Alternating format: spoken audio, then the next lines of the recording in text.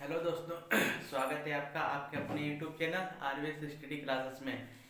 अगर आप लोग पहली बार इस चैनल को देख रहे हैं तो इसे सब्सक्राइब जरूर कर लें, जिससे कि आने वाले वीडियो का नोटिफिकेशन आपको मिलता रहे और कंपटीशन एग्जाम हो रहे हैं उनमें आपका स्टडी करके आपको अच्छे नंबर गेन कर सकें। तो हमारा चल रहा था यूपी टेट का एक जो पेपर होने को है 21 जनवरी में 23 जनवरी में, तो उसका क्विक रिवीजन चल रहा था। तो उसके अंतर्गत आज हम सीडीपी को देखेंगे, मनोविज्ञान सीडीपी में बुद्धि चैप्टर को। तो बुद्धि से बहुत सारे प्रश्न बनते हैं एग्जाम में, जो पूछे जाते हैं, बार बार आते हैं। तो पहला आता है कि बुद्धि बुद्धि के क्या सिद्धांत थे और उनके प्रतिपादक कौन कौन थे। तो पहले पर आता है बुद्धि के सिद्धांत और उनके प्रतिपादक। बुद्धि के सिद्धांत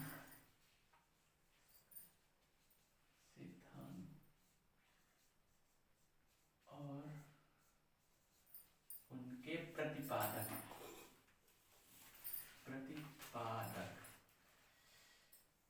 बुद्धि के सिद्धांत और उनके प्रतिपादक। बुद्धि के सिद्धांत जो सबसे पहले एक खंड का सिद्धांत, इसे या निरंकुशवादी सिद्धांत कहते हैं। एक जो आता है एक एक एक खंड का सिद्धांत, एक खंड का सिद्धांत, एक खंड का सिद्धांत या निरंकुशवादी सिद्धांत कहते हैं।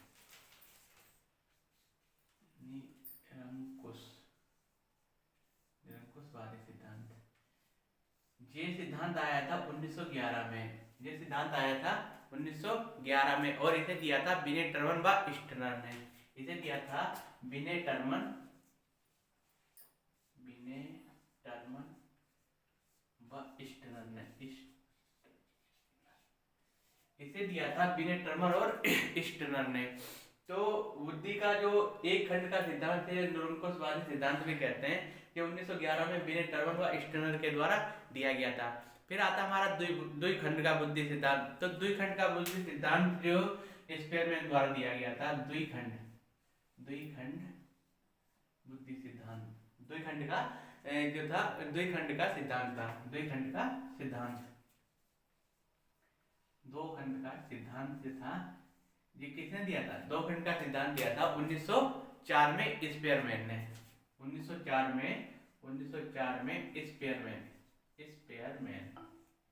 स्पेयरमैन ने। अब दो खंड का सिद्धांत हो गया। फिर आता तीन खंड का सिद्धांत। तीन खंड का सिद्धांत भी स्पेयरमैन दिया था। तीन खंड का सिद्धांत भी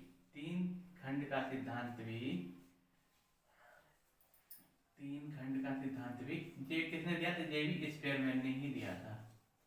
स्पेयरमैन तीन खंड का सिद्धांत स्पेयरमैन ने दिया था। फिर आता बहुखंड का सिद्धांत और समूह कारक का सिद्धांत। बहुखंड का सिद्धांत जो दिया था वो थॉर्नडाइक ने दिया था और समूह कारक का सिद्धांत थर्स्टन व केली ने दिया था। तो बहुखंड का सिद्धांत जो था, बहुखंड का सिद्धांत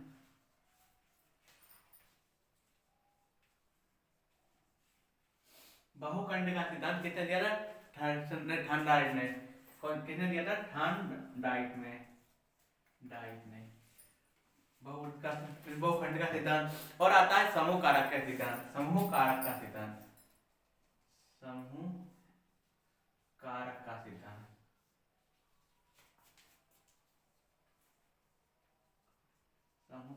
सिद्धांत ये किसने दिया था?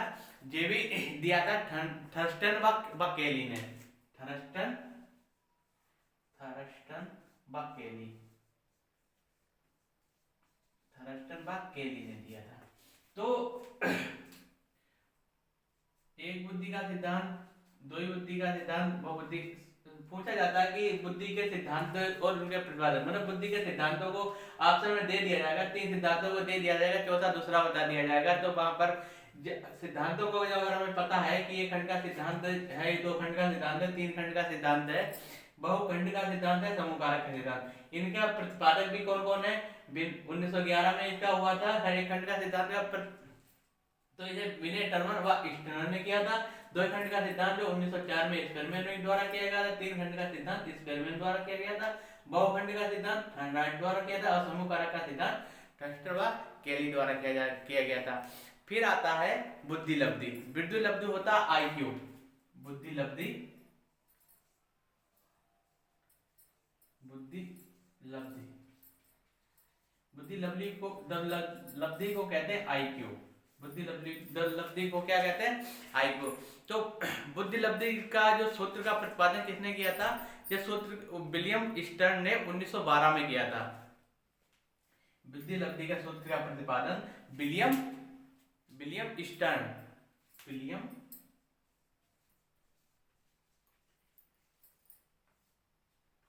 स्टर्न और 1912 में किया था। 1912 में किया था। इसका सूत्र क्या है आईक्यू का?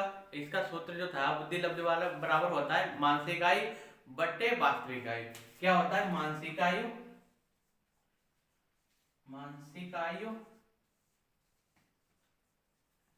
बटे वास्तविक आयु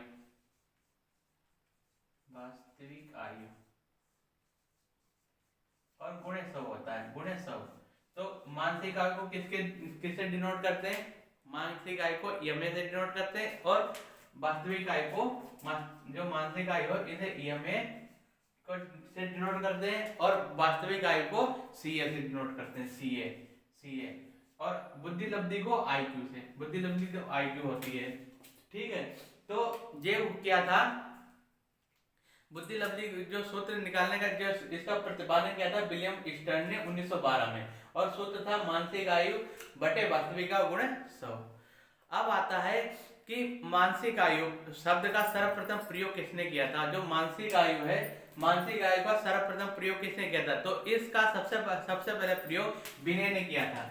इसका प्रयोग किसने किया था? विनय महोदय ने। विनय ने 1908 में।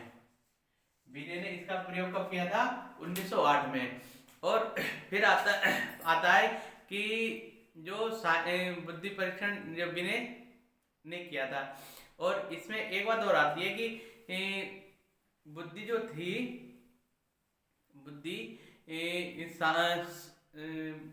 बुद्धि को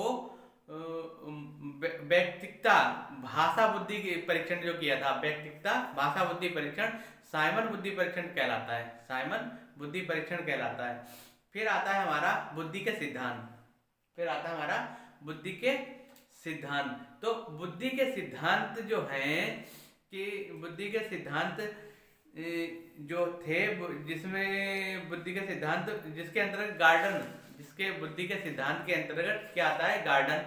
गार्डन का बहुबुद्धि सिद्धांत, रॉबर्ट जे स्टर्नबर्ग का बुद्धि का तंत्र सिद्धांत, अल्फ्रेड विनय का एक कारक सिद्धांत, स्पेयरमैन का त्रिकारक सिद्धांत और थर्नडाइट का बहु कारक सिद्धांत तथा साथ ही बुद्धि की परिभाषा जो कि विभिन्न विद्वानों द्वारा दी गई है एवं बुद्धि की विशेषता, बुद्धि को प्रभावित करने वाले कारक जैसे सभी महत्वपूर्ण से जो बताई गई हैं, इन्हें यूपी टेट और सीटेट ऑल टेटों में बहुत बार पूछा जाता है। तो अब हम आते हैं बुद्धि पर। ये तो बुद्धि के सिद्धांत हो गया था। अब हम आते हैं बुद्धि पर।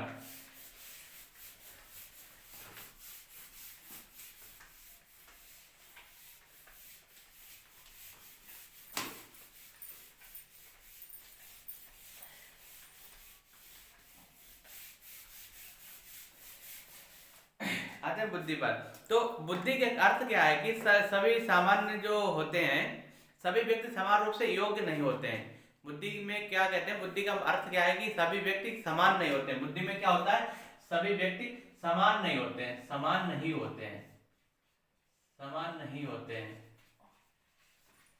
क्या होता है? बुद्धि में सभी व्यक्ति समान नहीं होते। मानसिक योग्यता ही उनके असमान होने का प्रमुख कारण है। उनके असमान होने का क्या कारण है? मानसिक योग्यता। उनकी मानसिक योग्यता क्या होती है?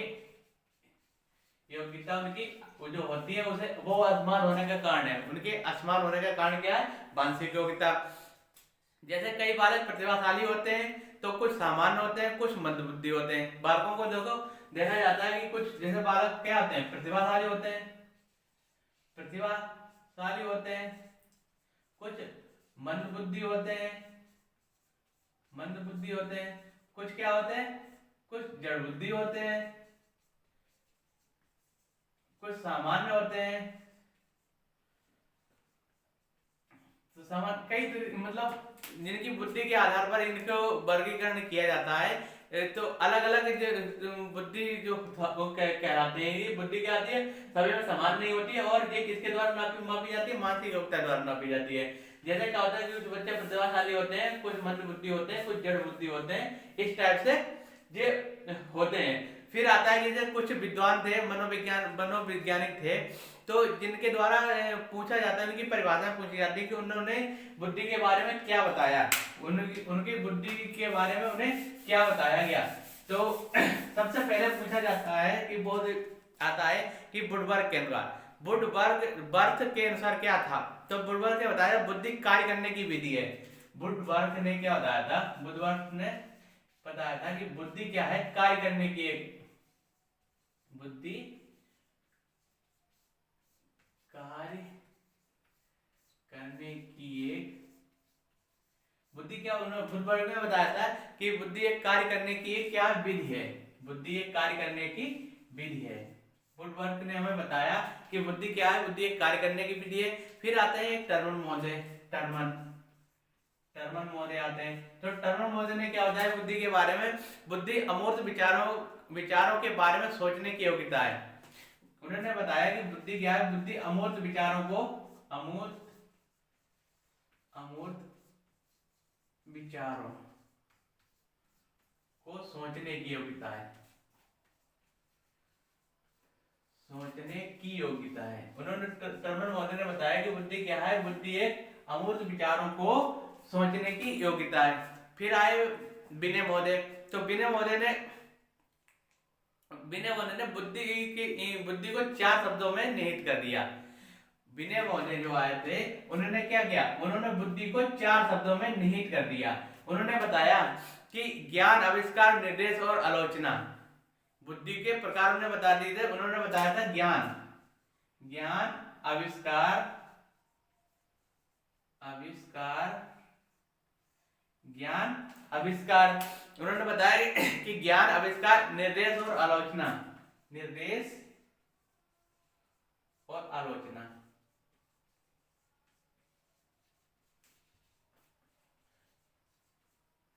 विनय महोदय ने जो बुद्धि को 4 भागों में डिवाइड कर दिया। उन्होंने बताया कि बुद्धि ज्ञान, आविष्कार, निर्देश और आलोचना के रूप में कार्य करती है। फिर आते हैं हमारे बंकिंघम महोदय। तो बंकिंघम महोदय ने बताया, उन्होंने बताया कि सीखने की शक्ति बुद्धि है। बंकिंघम महोदय ने क्या बताया, उन्होंने बताया सीखने की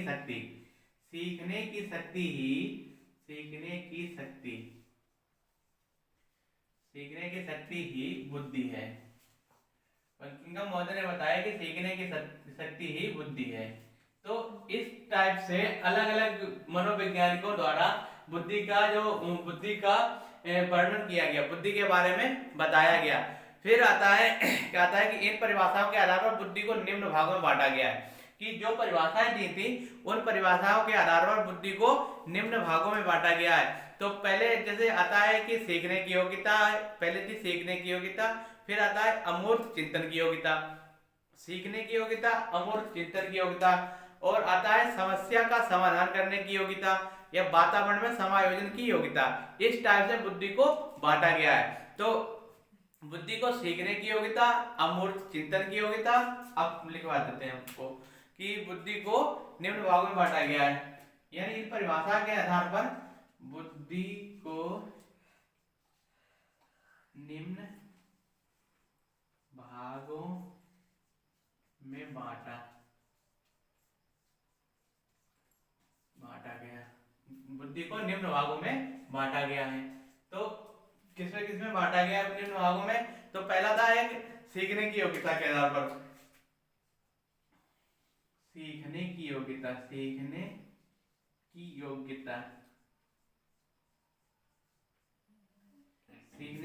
योग्यता नंबर 1 था सीखने की योग्यता। नंबर 2 था उसकी अमूर्त चिंतन की योग्यता। नंबर 2 था अमूर्त चिंतन की योग्यता। अमूर्त चिंतन की योग्यता, अमूर्त चिंतन की योग्यता, अमूर्त चिंतन की योग्यता। और तीसरा था हमारा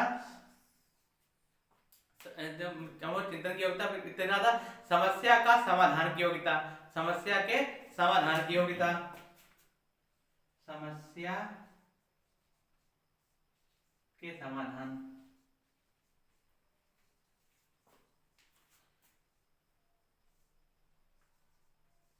की योग्यता।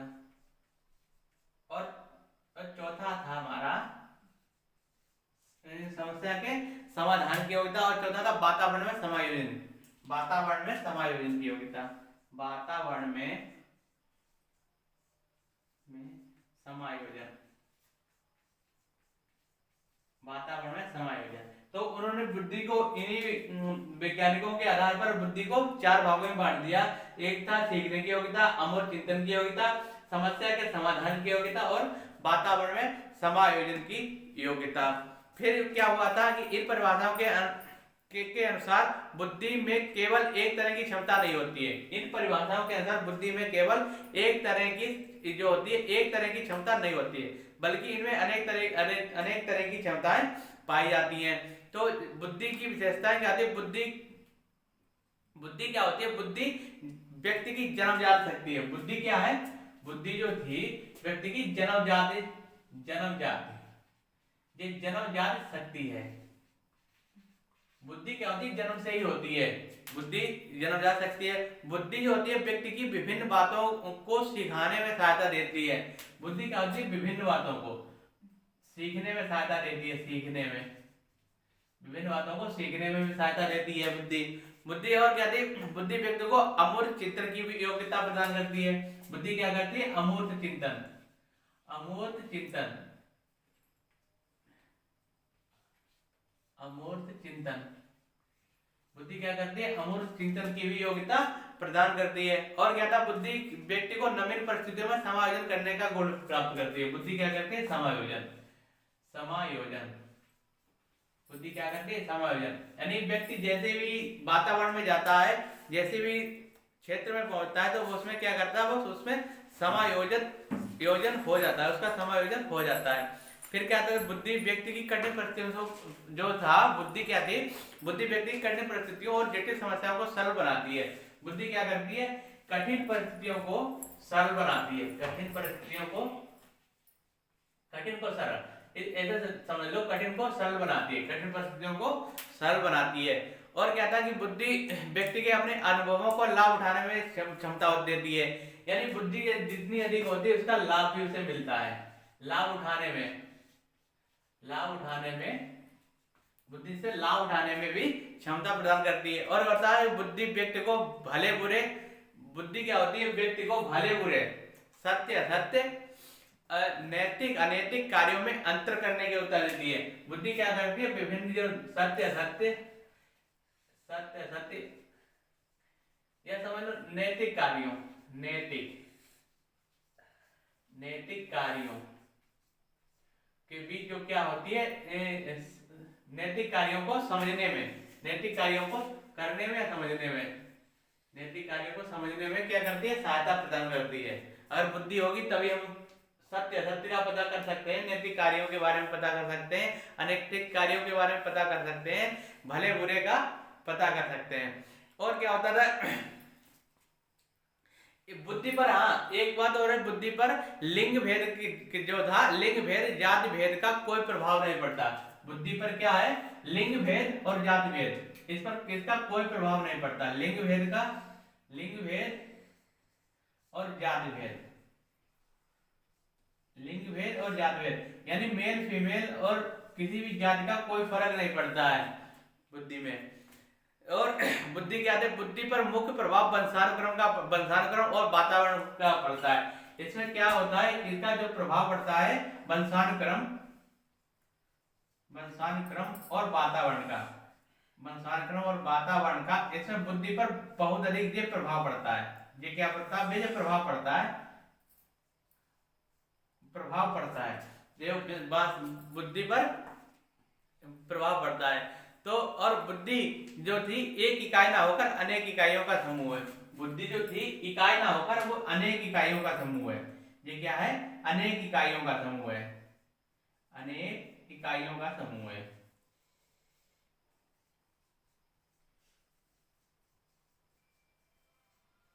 अनेक इकाइयों का समूह है।